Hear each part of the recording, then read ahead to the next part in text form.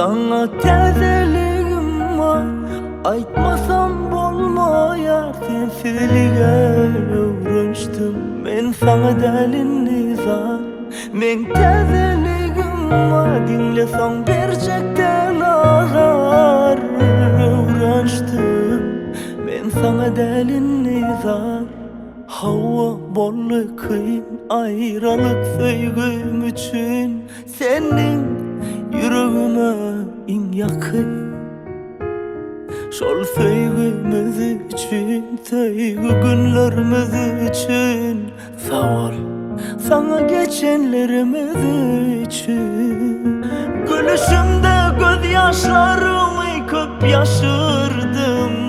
Yani sen unutup men başardım. Sana təzəligim var, aytmasam bolmayar. Sensizliğe öğrençtim, men sana dəlinni zar.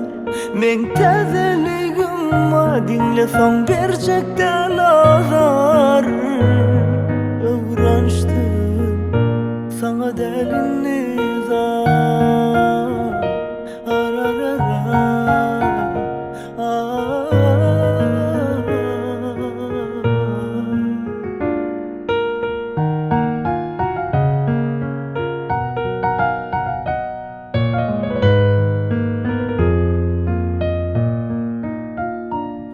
Gülüşümde gözyaşlarımı köp yaşırdım.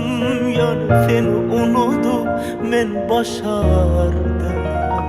Sana təzəligim var, aytmasam bolmaya. Sensizliğe öğrençtim, men sana dəlinni zar. Men təzəligim var, dinlesem gerçekten azar.